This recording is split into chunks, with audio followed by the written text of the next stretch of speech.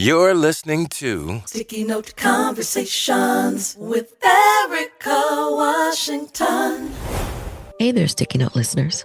The countdown to the new season is almost finished, and I can't wait for you to hear what we have in store. But in the meantime, what if you could no longer do the work you love, hold a position you pushed so hard to get, campaigned for? What if a few wrong decisions, misplaced trust, and your very presence caused a disruption of a preset political plan? What if after all your accomplishments, you ended up in prison? You'd have to start over, reinvent yourself, reevaluate your dreams and relationships, and then you'd write a book. With the new year unfolding and resolutions of a new year, a new me still echoing loudly, this is a perfect time to revisit a conversation that centers transformation and what reevaluation and evolution could look like if we had a chance to change course. So as we continue our journey of replays, I thought this would be a good time to run back my conversation with former Nevada Senator Kelvin Atkinson.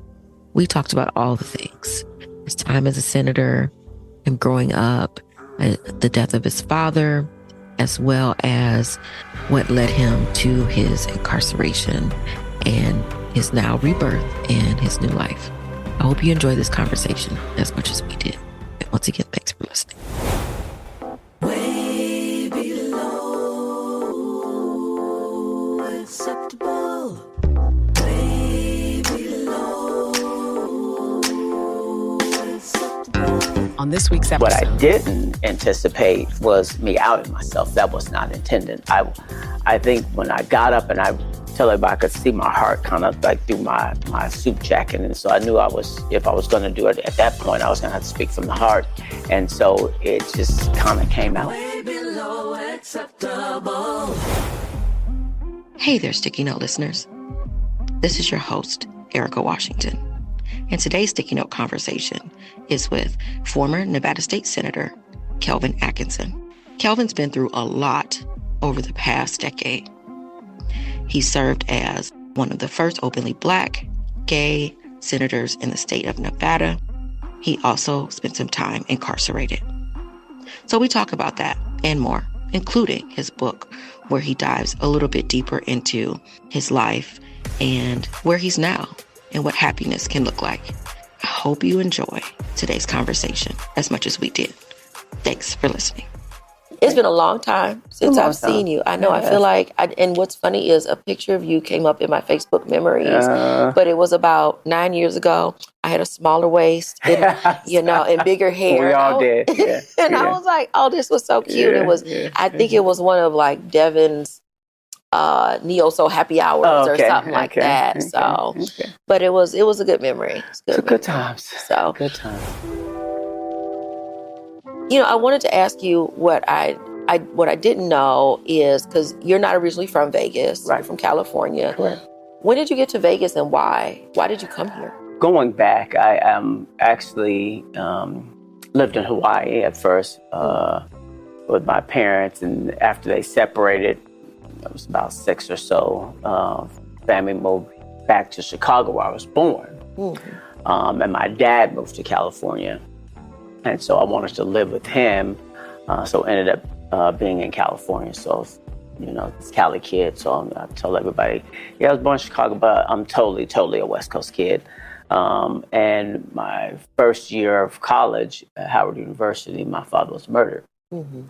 And so my grandparents no longer wanted to be in California, so they moved to Vegas. Mm-hmm. And I tried to go back to school, but it was really difficult emotionally for me. So I ended up joining my grandparents here in Las Vegas and found that I really liked it and liked the community, loved the people, enrolled in UNLV and kind of finished my political science degree, and it just became home. Mm-hmm. Yeah. When your father was murdered, I can't imagine what that felt like in that moment. Like, I have had death of parents, but not in that sort of violent way. Yeah. What have you been able to do with that grief? I tell everybody, it's been a little over 30 years now, 31 or 32 years. I think it's a grief that continues that you have to deal with for a lifetime. I mean, I ended up having to get help for it because it was a lot more difficult and a lot more tasking on me as a 21-year-old male than I thought it would be. Although I knew I was really, really, really close to my father. He's the reason I'm a Raider fan. The reason I'm a Laker fan. We went to games often.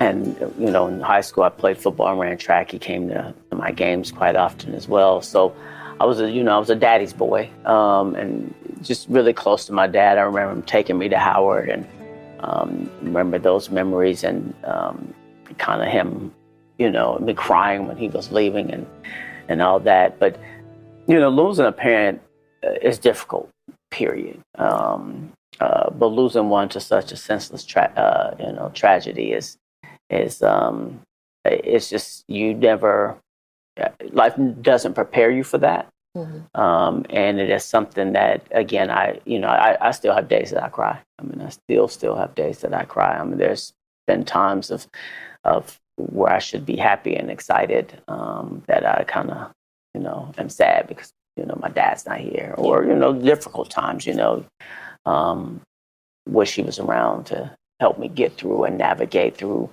some difficult times. So, I mean, it's tough. It still is tough. But, you know, I try to hang on to the good times and remember the very, very good times we had together. Yeah, I think I was just talking to someone else about it, about how grief just sort of sneaks up on you. It does. You know, it don't ask permission to show up. So. Absolutely. It shows up when it wants to. And it could be at the most, like I said, inopportune times. You're supposed to be celebrating, you know, birth of my child. I'll never forget, you know, the feelings of him not being there, the, you know, first getting elected, you know, being in the Senate, and then, you know, elevating to majority. The same thing. It just, all those moments always kind of have always had him in mind, and kind of what he would be thinking, what he would be doing. You know, I just, you know, what the look on his face would be, you know, what would he be telling me, just stuff like that all the time. Yeah. So you went to school for political science. Correct. So did you always know that you were going to run for office? And Never. You know, when I initially started my political science track, which was after high school, I thought I was going to get into law. And my dad always, you should be a lawyer, you should be a lawyer. So I kind of thought I was going to do that, and my preference was going to be criminal law. But when that happened to him, I was totally turned off to anything, you know, related to that. So I just, I didn't know that I wanted to chart a course for myself that would be long lasting. And I knew I wanted to get into government at some point. And so I gave that a try, and became very, very, very, very successful. So, you know, I did 27 years with the county and retired rather early. So I'm very, very grateful for that. Running for office was never in my, never, I thought. I think when I grew up, you know, we're probably around the same age, but if you didn't come from a political family, or your name wasn't attached to a political family, I mean, I don't think that it was even thought of. I mean, I think because it's always a lineage, especially back east, or especially in the Midwest. back east or in the Midwest. I mean, even California. I mean, growing up, I mean, everybody knew who was coming next, and it was just kind of like it. You know, somebody knew, like Kelvin, Las Vegas, wasn't born there. Everybody knows who he is. Like that's not going to happen. So I didn't, but I at some point started to be in like a political circle. You know, I worked for, you know, Commissioner Dario Herrera as a neighborhood liaison for some time. Worked in the commission office for quite some time. So then began to be around some politicians. The county's lobbyist at the time was Terry LaMorelia, who I was really, really close with. And really it was more of his urging and pushing, and kind of like, you know, you've been doing this for some time now. You know, you've served people's constituencies. You know, how about serving your own? Like, what do you mean? Well, what was the thing that clicked that you were like, yes, I will do this? When he first approached me, I'll never forget it. I had just moved into North Las Vegas, And again, not knowing anything, the district that I had moved into was created as an open district. Mm-hmm. He knew that because he asked me what was my address, and I told him, and he pulled me to his office and said, "Look, you're in this newly created." And I'm going, "Yeah, what does that mean?" He goes, "You really should consider running for the assembly. It's a new district. It's, was held by Bob Price, but they kind of drew him out, and, he's too old. He's not going to move back into the district. He's more likely going to retire. He had some health issues." Mm-hmm. But I don't know. Let me think about it. It was right before the holidays. So it was either October or end of October, beginning of November. And I thought about it over the holidays and just felt like, you know what? I can do this. I can, in an open district, and hopefully I get the party support so I don't have this knockdown, drag out kind of thing, So it was kind of a lot of things that played into it. Yeah. Yeah. But in the end, I ended up not running that way because Bob Price at the last minute did move back into the borders of the district and decided he was going to run. So while I thought was running in this unopposed Democratic district, I'm now running against a 28-year incumbent in a district that was 67% white. And, he's an older white guy and I'm this young black guy. So, yeah. So, but you won. But I won. I won. When you won, and then you stepped foot into Carson City, mm-hmm. like, what was that? What was that feeling like to be there and know that now you hold this responsibility of actually representing all these people, even the people who didn't vote for you, the 67% of white folks, you still represented them. Right. How did that feel? The good thing is, so when we delved down and tried to, because that was the year after redistricting, we found that 63% of the district was parts of his old district and 37% didn't know him. So we were initially like, let's focus on the 37%. Mm-hmm. They don't know who he is, although he's 28 years. Let's focus on them, and then we'll try to break into that 63% at some point. And then we decided to do that, and then come to find out that they didn't know him either. Like, he hadn't been in the door, and they just knew his name, and they just voted for him, but they didn't know him. But they knew me because I was at their door. And so what we didn't know on election night, it was ironic because I won 63 to 37%, which was the direct margin of what the district was. So a lot of people that don't look like me voted for me, obviously. But going to your other question about going to Carson City, this was a different beast. I mean, I was 33. I knew it all. I've been in county government. As we do when we are young. That's right. I'd been in county government at that time 12 years because I started the county at 21 as well, 21, 22. And so I thought I knew it all. And county government and state government, two very, very, very different beasts. So it took me a while to find my footing. I remember I was the quietest. I mean, anybody can tell you I was just so quiet, so shy, just like, but, I think people thought, oh, is he getting it? Or is it, no, I was a sponge, and I just felt like I didn't need to rush. This whole now, I think the now era, because we do have term limits. When I went in, we had just started term limits. So there was a lot of people that were there 20, 25 years, like a lot of people. And so I don't think there was ever a rush to kind of be a committee chairperson or to try to be the speaker or to try to be the majority. I think everybody was kind of like, okay, it's going to be a while in that era. But I think that dynamic has changed because now it's 12 years. And so, if you're not chairing a committee after, especially in the majority, if you're not chairing a committee after, 4 or so years, you're kind of like, okay, when is my turn? Yeah. So the dynamics have changed so much, but it is a different beast. You have, another thing in the county, you don't have, thousands of lobbyists running around the building. So that was different, and people approaching you about, what they perceive, and you're thinking that it's they're all going to be in your office, but they try to catch you in halls, they try to catch you in the bathroom. So it's different. That building's a lot different than local government. It really is. So you spent how much time in the assembly? 10 years. 10 years in assembly, and then to the 7 in the Senate. And so of all the legislation that you worked on, what are you most proud of?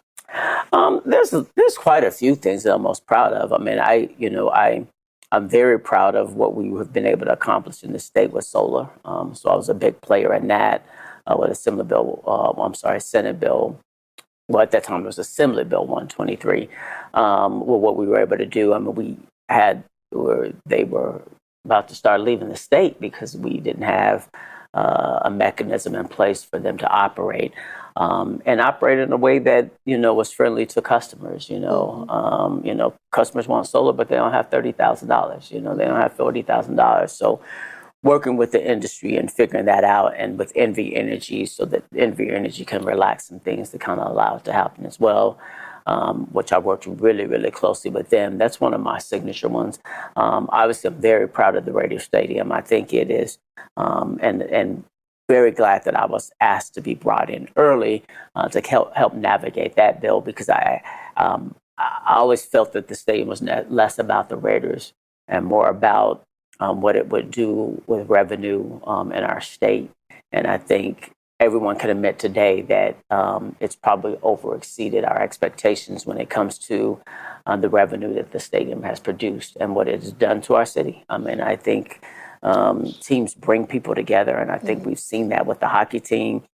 They win more than the Raiders, and and the WNBA and some others, and soon to be baseball, and soon to be A's, and if you've lived or brought up or been in the cities where sports was a major component, I think some folks in this city had issues because they have not been around it.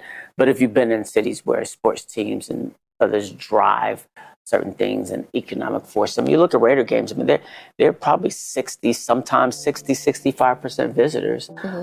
But, I always said those people aren't coming here for the day. They're coming for the weekend, and they're spending money. And our mantra in the state's supposed to be put heads to beds, and they're definitely going, spending nights in hotel rooms. And so, I think that has changed some people's minds, and I think people are a lot more happy with that. Some stuff I've done in the transportation, although look at it now, Jesus, I mean, we have a cone on every corner. But that's a good thing, too. The good thing is that... I call it the state flower. It is the state flower. But the good thing is that tells you that we have transportation dollars. And I remember at one point we didn't have any. And I remember Congressman Horsford now, but was Senator then, he and I worked together on a bill to produce transportation dollars because we didn't have any. And so those are some of my very proud moments in legislation. And obviously I can't get around, 2013 when I gave the speech on marriage equality. So let's talk about that. Let's talk about why you decided at that moment to stand up on the floor in Carson City and announce that you were Black and gay. I mean, I knew you was Black. But I was like, oh, look, he's telling everybody. Okay, but what was that moment that you felt like, you know what, I need to say this like this? I kind of remember the moment like it was yesterday, but I didn't remember what I had done. So I sat on the committee where the bill came from. And so... And what bill was this? It was, I don't remember the bill number, and I don't know why, but it was marriage equality. Okay. And so I sat on the committee where the bill came from. And so when the bill came to the floor, I just had told myself I wasn't going to speak on the bill, that I knew it was going to be a contentious bill. The Senate was pretty close in vote. I mean, I think it was only 2 or 3 member majority. And so I wanted my colleagues to kind of have their say, the ones that weren't on the committee. And I knew there were quite a few Republicans in opposition, and, and they should be heard too. And so I felt, well, I've said enough. I've spoken enough in committee. Well, Aaron Ford, I remember, stood up and said how at one point in his life he was against it. And he spoke about how things have evolved, how his thinking had evolved, and why he was now for it. And then Justin Jones got up and was teary-eyed and crying about it. And expressed his support for the bill and why, and even said, probably the district that he represents, taking a chance of losing this next election. And after they spoke, I said, I just can't sit here and not say anything. And it was in the wee hours. It was probably after 1 a.m. or close to it. And I just felt like I couldn't. What I didn't anticipate was me outing myself. That was not intended. I think when I got up and I tell everybody I could see my heart kind of like through my suit jacket and it was just pumping. I didn't have a prepared speech. As you know, most of the time when we go on the floor, if you're going to speak on the bill, you probably have something prepared. You have already jotted down notes or you've had staff prepare a statement. So I didn't have anything. And so I knew if I was going to do it at that point, I was going to have to speak from the heart. And so it just kind of came out. And I still didn't realize it, and I didn't realize the magnitude of it until I sat down, and then my Twitter feed started, like I could see it started going crazy. And then I was like, oh my gosh, what did I just do? And still not realizing that I went to home after, and I know it was probably 2 or 3 by the time we all got home. And I woke up the next morning and gosh, my Facebook, it was like at capacity. My Twitter, I couldn't, it was just overloaded. I couldn't get onto my Facebook. What were folks saying? It was 99% positive. People it had gone viral. So it was on every news station. CNN was calling, Fox was calling. It was for me, and being a politician and that was my viral moment. And didn't even know it was happening, because again, back east is before us, right? So I'm still sleeping. Like my phone is like, I walk in and my secretary is going, I don't know what to do. I'm not a press secretary. All these people are calling and they're coming and, so, and so it really was probably the highlight of my legislative career without even intentionally.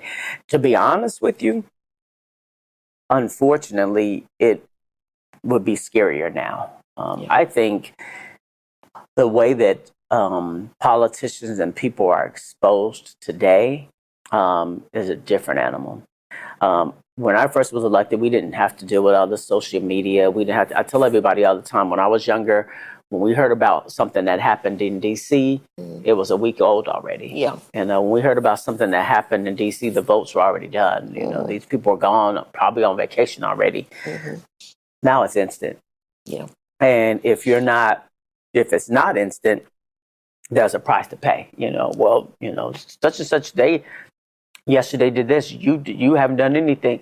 Just yesterday, give me a chance. Like it just happened, So they're under the microscope a lot more, but it also opens them up to someone going rogue. I mean, you see what happened with Nancy Pelosi. I mean, you see what happened to the governor's mansion. The governor's mansion in Pennsylvania. How does that even happen? A guy gets in and sets it afire. Like, how does that? The governor has detail like that. Right. The secretary, what's her name, has her purse stolen at a restaurant the other day. Was the press secretary? Her purse gets stolen. Like what? Yeah, she has detail also. I would assume. Yeah. So it's just I think we're just in different times right now, and to me they're scary. It's scary. How people want to make a name for themselves off the backs of other people, at the detriment of other people. And so it's just, I think today I probably would have been a lot more scared because, again, for the people that are against it, what are they going to do?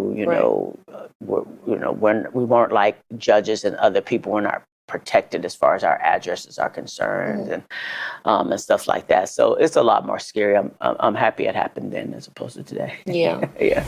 You said that you didn't realize that you outed yourself. I didn't. And so I don't know that I knew, and I mean, in even reading in the book, that it was a secret. And not so much that, it's always been sort of weird to me that people have to make an announcement about anything. Absolutely. But for the LGBTQ community, it does seem to be where people expect some sort of this is when I came out. You have to have this moment. Right. But for you, I think, one, I don't think that I didn't know, but I don't think that I'd ever really thought about it. So I didn't think about it as that was even a moment of like outing. It's just like you just happened to just say it louder to other people who may not know you at all. And, you know, and I think you just hit the point. It was the people who did not know me because my family knew. I mean, I had a partner for years. My daughter knew. My daughter's mom. Everyone around me knew.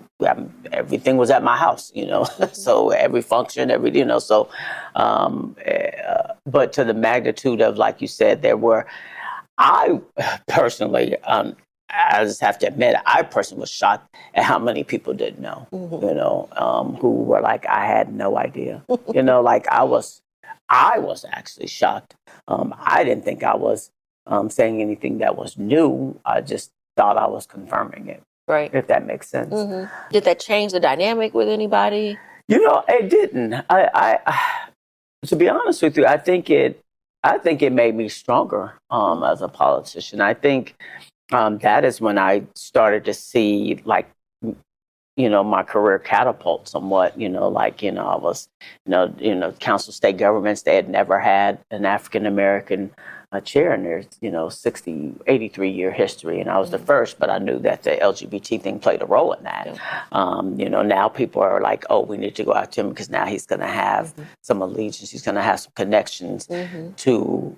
Probably some purse strings and other people that we didn't have before. He's going to bring the gays to the party. Bring the gays to the party. It's a new purse string. So I think a lot of that started happening. And so it did help in some regard. And that's why I always tell people, I think out of all the constituents that I felt that I let down, and I will get into that, was the LGBT community. Because by that time, they had really kind of like latched onto me. And was like, okay, he's got to be, I mean, not obviously on the level of Obama, but like when he ran and was getting the black people, like, okay, he's our hope. Like, I never thought I'd see a black in my lifetime, but before my lifetime he could be it.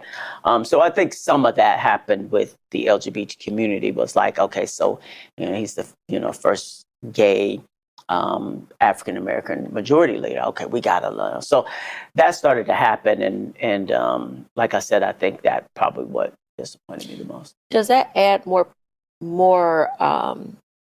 pressure or more responsibility to then push certain types of legislation that people then had an expectation that now you have to think more about not just Black folks, but now the LGBTQ community? Well, I think so. I mean, I don't necessarily say it was pressure, but I think it goes with the territory. I mean, I think if you're going to use the terms, and if you're going to say I'm the first Black LGBT this, or you're going to say I'm the first LGBT that, then you should wear the crown and make sure that you're looking out for the very people that you're claiming to be proud to be a part of.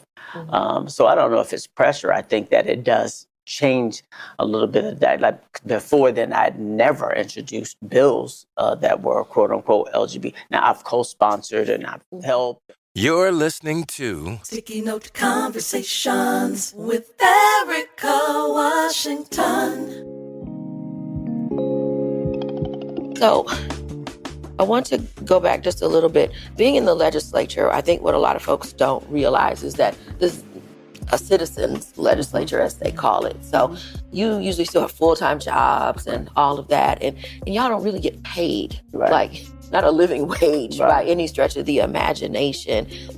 Yet you still chose to do it for a lot of years.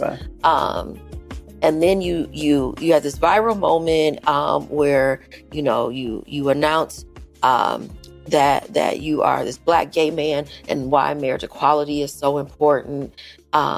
And then there is some backlash to it. There's some issues with that. Why keep doing it? Why stay in this space where, one, you're not getting paid a lot to do it, and politicians, it is really a thankless job in a lot of ways. And if things don't go well, it's your fault. You're the first one that's blamed, no matter what the bigger picture is. What motivated you to keep doing it? I think there's a lot of things that motivate you to keep doing it. I think the legislature meets every other year. And so there are things you didn't get done last session. And so you've got to wait 2 years to try to get them done again. Which I still think is just such a silly way. Which is such a silly way. I mean, most people are annual now. At least they do, an annual budget, and then they have the off year where they deal with the other issues. But I think that's a large part of it, is that when you are in long enough, you continually to have things that didn't get done from last session. You continue to believe that your voice is stronger than next session. So things you didn't get done, things you want to get done, parties that you didn't get to work with or parties you want to work with. I think that's a part of it. And I won't deny that trying to get to a certain place with it is certainly a motivating factor. I knew at some point I wanted to be a leader. So I think that's a part of it. And the other part, I think some people will disagree or don't think it's possible, but you do enjoy it.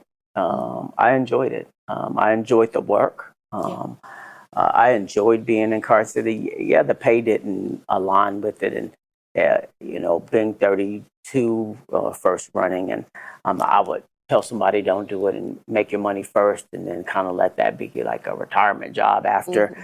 Most certainly, because it is hard. It's hard when you have a family, having to live, in Carson City for 120 straight days and the rigmarole going back and forth. So, those dynamics do, but the longer you're in, that process becomes easier. It becomes easier. You know how to navigate more. You know how to get to and from faster. There's just a lot of things that change. And so it didn't become as much of a burden as some people think. But it is funny when you say about the livable wages, because politicians and Congress and Senate and that we fight for people to make a livable wage, but ours were never where they were supposed to be. So just always the irony. It doesn't make any sense. Yeah. So you get to be the majority leader. You get into that space, but then not long after that, everything starts to crumble right around you. And I remember that time. I remember when you became Senate Majority Leader, and that was a big deal. Absolutely. That was a really big deal for you as a Black man to be this Senate Majority Leader, and to have your spouse there with you and all of that, and then then it was just seemed like there were just rumors floating around, right? Like no one knew exactly what was going on and what was happening, and so when you talk about it in the book. But what I really wanted to understand is how did this all come to be? Like how did it get to a place where, because you had other business things that you were working on. You had your the Urban Lounge, which was a great little club. It was a beautiful space, and the community liked to come out and hang out, a lot of good times, right? So you're also being an entrepreneur at the same time. Where did the mistake happen? So, let me see. It's funny because for a while I wasn't able to talk about it, and now. Was that because it was hard, or because just you couldn't talk No, just legally I couldn't. Right. And so I would say it wasn't anything that happened overnight, right? If you look at what they alleged their investigation covered a 10-year period, which got progressively worse, as they claim. I think at some point, so my attorney likes to explain it, he commingled funds, and his accounting got sloppy. So I think that combination of those are what doomed me most. And this is the way I kind of explain it. So years before this, if I went to Costco and I spent $700, I always made sure, I'm not going twice. So, whatever I bought campaign related, I put here, and whatever I did personal, I did here, and immediately paid that. So I got lazy. So instead of those things happening over those 10 years, I just if I went to Costco this time and I bought mostly campaign related stuff, then I just built both. I just left it that way. And then when I went another time, even though I bought campaign stuff and I bought stuff for the house, then I paid personal. I just left it that way, which was a horrible way to do it. But I got lax and I got lazy, and I was like, I'm tired of kind of doing this. And is it overwhelming? I don't compare myself to any other politician or campaign person or candidate. What I do know is I took my job very seriously. I took campaigning very seriously. I don't care who my opponent was. I walked every single door, every single campaign.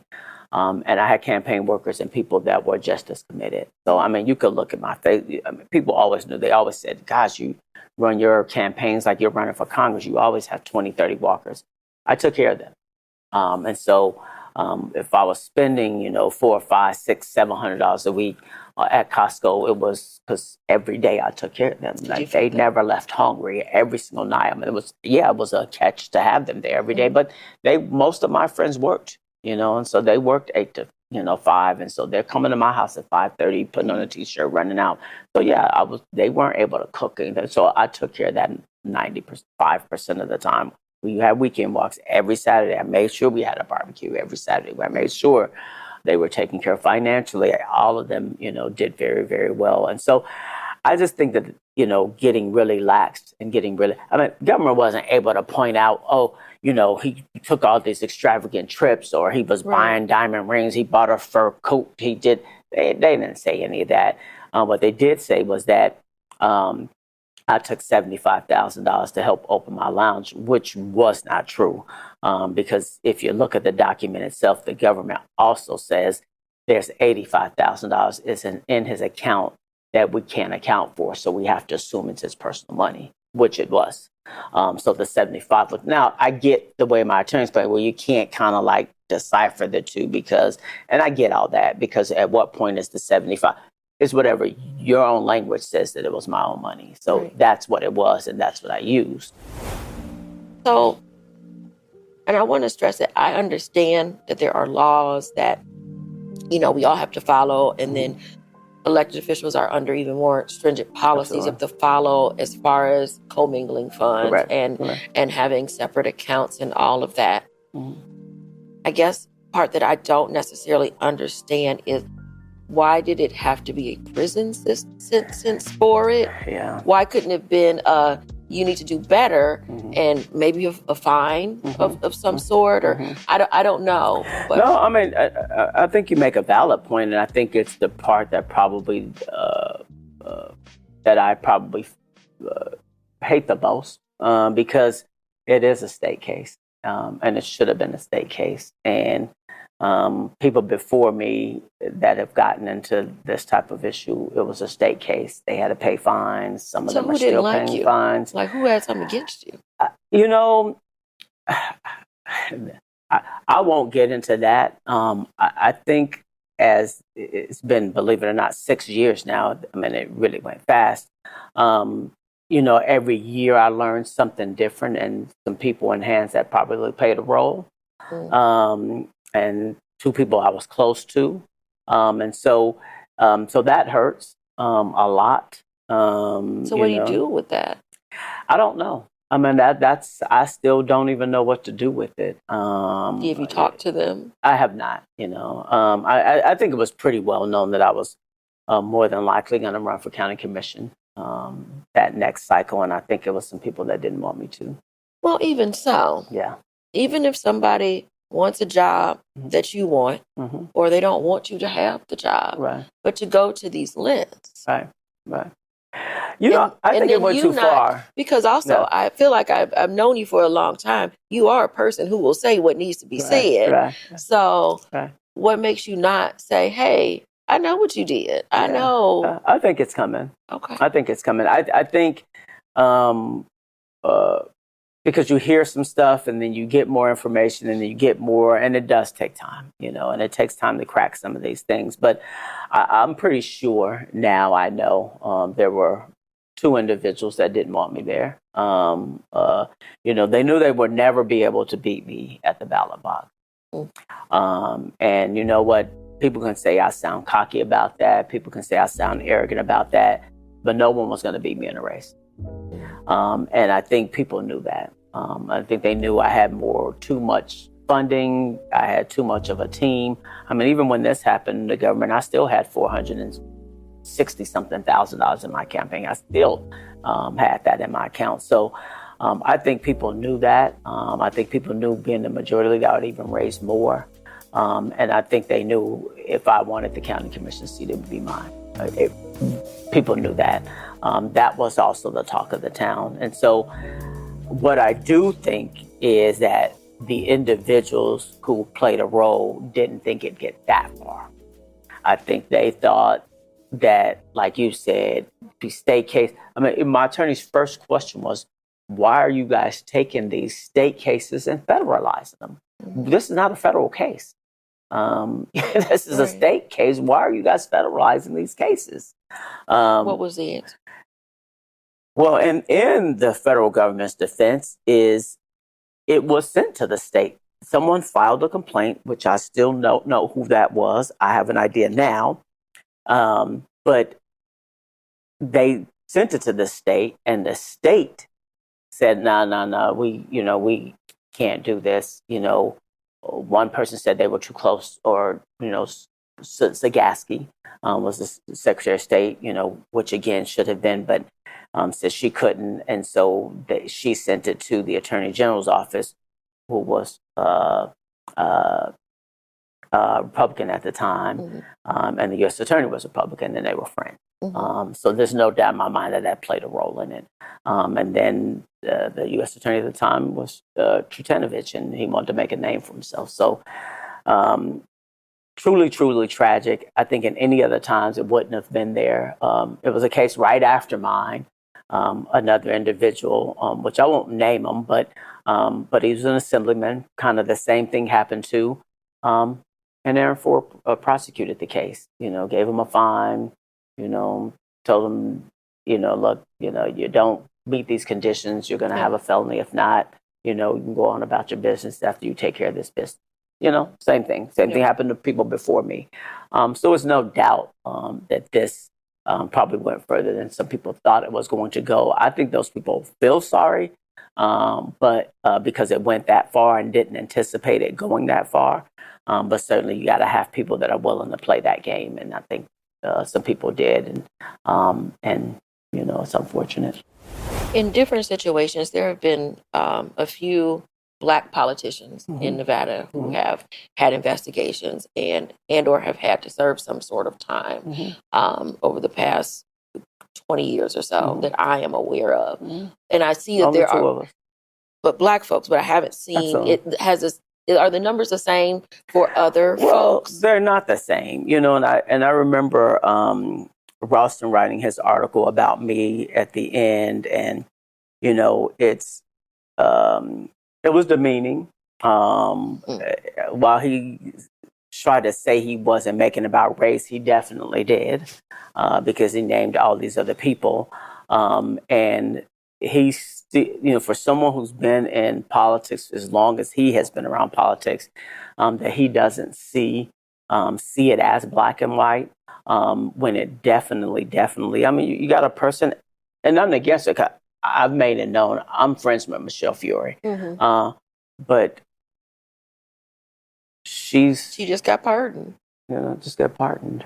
For a lot, for what looks like a lot more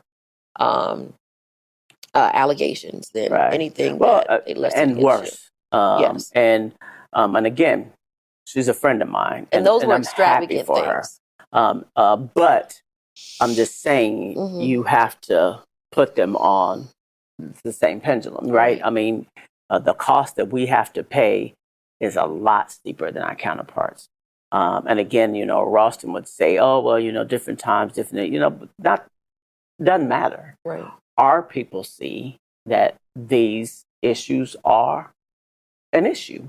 And, he writes in this article, he had gotten too cocky, he had gotten too flamboyant, or he's gotten too, I didn't do anything that any people didn't do before me. Nothing. Matter of fact, I had people say to me in my earlier days, "Oh, is that the senators? A senator? I was in the assembly. I'll never forget a Republican senator said to me, is that the latest iPhone?" I go, "No." I said, "I gotta wait. I gotta save up some money." He said, "Oh, if you're spending your own money on these things by now, you're stupid."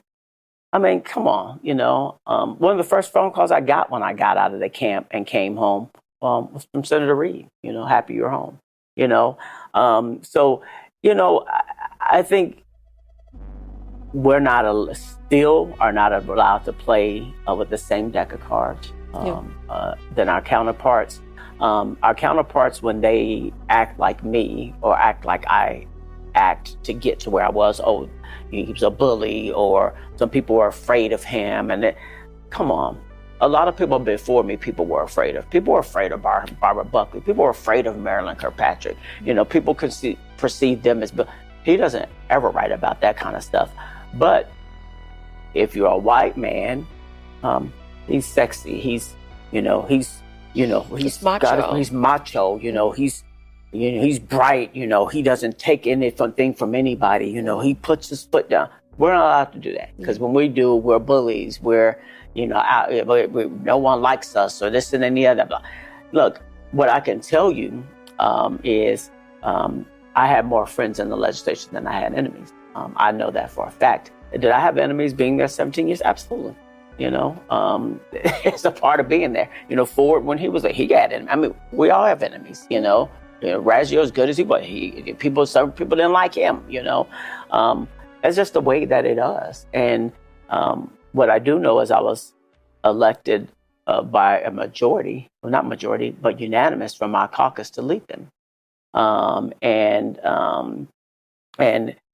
the other part of that is so funny, and it's such an irony, is if people felt that way, people used me that way. When people couldn't get something done, they came to me, "Hey, Kelvin, this lobbyist or this division, they're not moving. Can you get on them? Can you?" I'll never forget, someone sent Barbara Buckley an email when I was still in the assembly, and she was out by then. She sent me that email and she said, "Yes, you need to do this." And that email said, "You guys have a bulldog in your caucus, Kelvin, use him." So it's like, okay, you're able to use me when you want to. Right. But when I do it for myself to get something done, then I'm a bully. I'm an arrogant. The caucus used me for it. That was my name. That's what they used me for. Yeah. Oh, you couldn't get something to move. Go get Kelvin. He'll get it done. So it's just, and then you got, again, writers like that, the whole Ralston thing, which the man never liked me. And, I think behind the scenes, he knew what was going on. Yeah. I think about future generations of folks running for office, and we talk a lot about how we want more people of color, more Black folks, more women, and all of that to run for office. But then we hear these sort of stories. What type of advice or guidance would you give to someone who's thinking about running? Obviously, we can work on not commingling money, right? Because there's that, and I don't want to make light of the fact that the mistakes were made. Absolutely. But knowing that we're not allowed, what it feels like, you're not allowed to make mistakes, and you're also not given guidance all the time on everything, because there is a limited amount of funds and I think leadership that I've seen for newly elected officials. Absolutely. So when they go in, there's nobody on a day-to-day to be like, make sure you don't do this or don't. And if you need this, we can dispatch this person to help you. You don't have a full staff by any stretch of the imagination. So someone who is wanting to run for assembly or Senate next time, like, what advice would you give to them on how to navigate all of this? Well, I mean, obviously, there's been enough mistakes made. So I think people do need to look at that and look at my story and, some of the other stories, and make sure you don't get tripped up with some of those things, obviously. The legislature does have a lot more training than they used to have. And so I think that helps. But I think that you should. I definitely look. I don't think we should focus so much on the other stuff, but we can focus on what we know we can do well. I don't want my story or anyone else's story to discourage the next African American person to be great. You know, if you think you can do good job in the assembly, you can do a good job in the Senate, city council, or anywhere else. Do it. You know, and don't be discouraged by some of this other stuff. Your other tone is, we got to be cleaner than the next person. You know, I mean, it's funny because everyone kind of like the whole, you know, Obama thing, you know, he had to be squeaky clean. I mean, and he did. But there aren't a lot of the Obamas out there that, you know, everyone has something, has done something, has something in their background, you know. I mean, we got lucky with him. Man, he didn't have any because Lord knows they tried to find it. So the last thing they could do is take his birth certificate. You know, so they couldn't do that. That was their last thing. So, but other than that, I mean, you know, being sweet. But I think that's changing too, you know. And unfortunately, we have a president now who's changing that, who's making people see that you don't have to be a squeaky clean person to be able to take on. Is that everybody, or is that? And you're right. I mean, we can't have 34 felonies and win. President. You can't have 34 felonies and get a job at the 7-Eleven. You can't even have 34 felonies and even get a pass to be in the White House. So, or even be in the White House staff. So no, absolutely. No, it's not for everybody. But what I'm saying is, he is showing us that we don't have to at least be perfect. Now, can we go to the extreme that he's at? No. I think after him, it won't happen. But we do have to be. It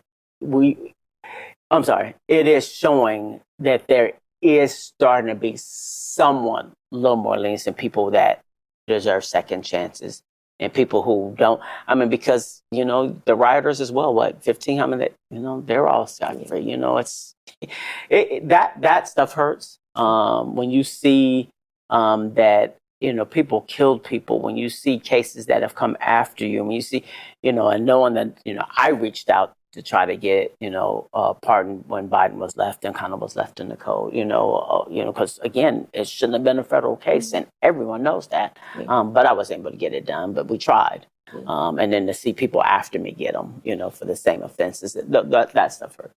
Yeah. One of the things that I wanted to make sure I asked you, in the book, you talk about the FBI sort of kind of accosting you at the airport, and you didn't know what was going on at the time, and then they came to the house and all of that you didn't think about calling your lawyer. Yeah.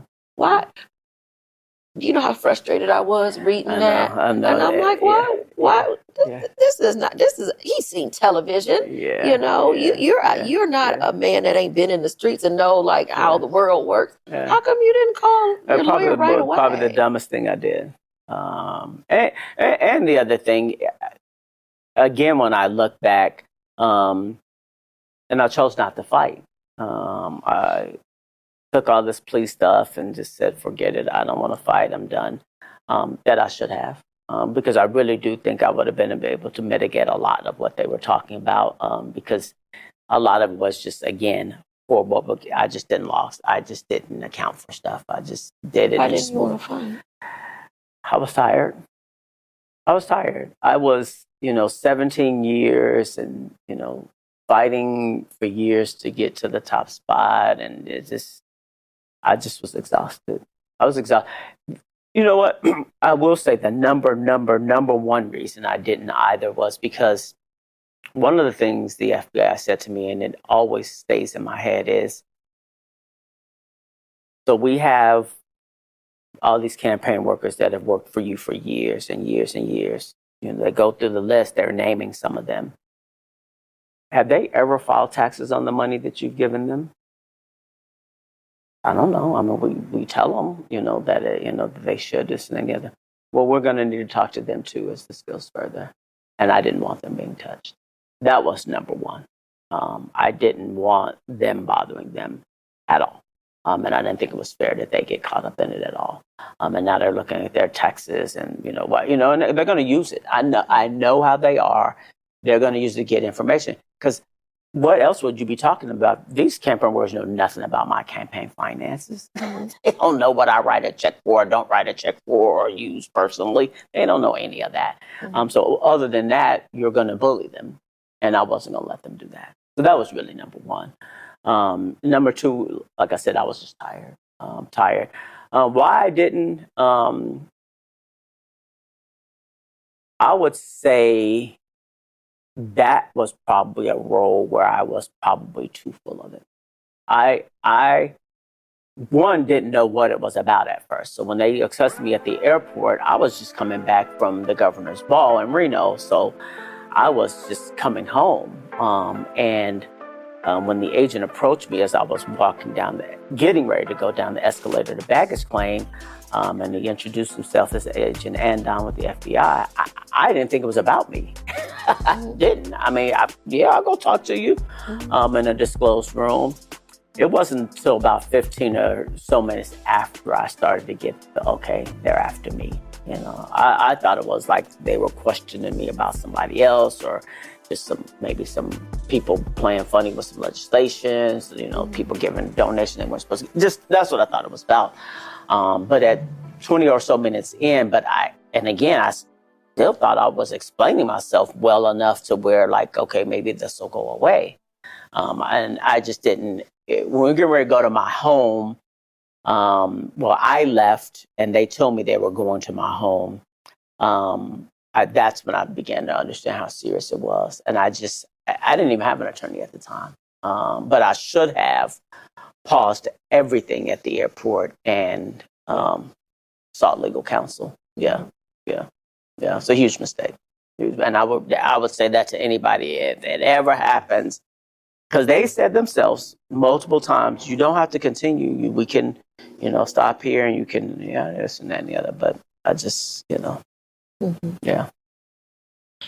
Before we wrap up, I want to ask you, because you got a lot of new things going on now. I do. A lot of good things going on. What is your version of the American dream for you? The version of American dream for me is staying with it. I mean, one of the areas I started to delve in before all this happened was, like you said, being an entrepreneur and kind of doing my own thing. And I think that's kind of continuing for me. My dream is to continue to work for me. I put in a lot. Again, people can chastise me for what happened with my finances. But what people can't do is chastised me for the amount of work that I put in. I fought really, really hard for my people. I was a great legislator. I did some amazing things in that building. I've helped a lot of people during campaigns and other stuff with campaign. I remember, and just to diverge just a little bit, I remember a lady approaching me when I was campaigning in the assembly, like my last or second to last term, Hispanic lady, and she said, I have two sons. What do you do? She said, I'm campaigning, canvassing every day. She said, are you? I said, yeah, I'm assuming. She goes, oh my gosh, I have two sons. They need to do some work. Can they come start walking for you? Those kids walked for me for every campaign after that. And there was 10 campaigns, five campaigns after that. Every campaign season they were there. So I know I was making a difference with people. But being an entrepreneur, is giving your time of you for you. Before it was kind of giving time for myself for everything else.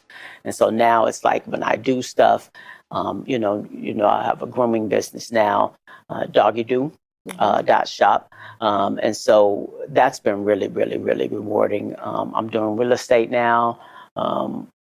I've enjoyed that. I wrote a book, which you have a copy of.